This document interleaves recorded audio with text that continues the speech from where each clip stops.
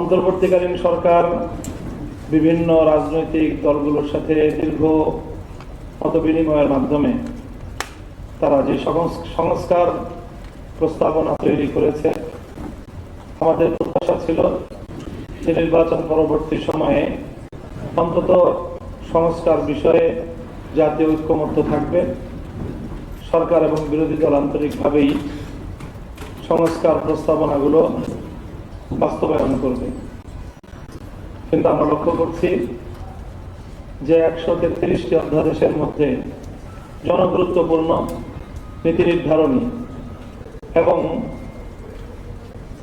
ফ্যাসিবাদ রোধে বাংলাদেশের ভারসাম্যপূর্ণ রাজনৈতিক বন্দোবস্ত নিশ্চিত করার জন্য সেই গুরুত্বপূর্ণ অধ্যাদেশগুলো ছিল, তার মধ্যে 20টি অধ্যাদেশকেই বর্তমান সরকার পাশ না করার সিদ্ধান্ত গ্রহণ করেছে, যেটি বাংলাদেশের মানুষকে মর্মাহত করেছে। সেই সাথে তারা গণভোটের 70% মানুষের যে মতামত সেটাকেও উপেক্ষা করার পথে এই সরকার হাঁটছে।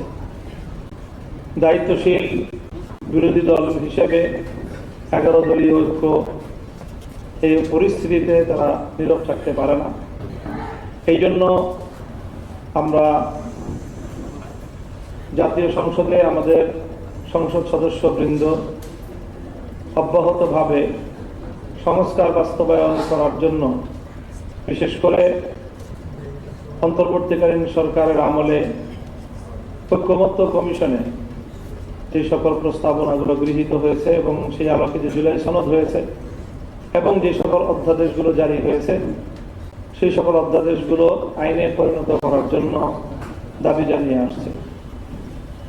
কিন্তু যেমনটি আমাদের ইতিমধ্যেই বলা হলো যে সরকার কূটকৌশলের আশ্রয় নিয়ে সংসদ অধিবেশন ডাকতেই বিলম্ব করে সময়ের যে বাধ্যবাধকতা আছে সেই বাধ্যবাধকতার একটা জালে আটকে দিয়েছে দেশবাসীকে, এবং এখন সময়ের সীমাবদ্ধতা, সময়ের বাধ্যবাধকতার কারণে তড়িঘড়ি করে অনেক কিছু করার এখানে প্রক্রিয়া চলছে।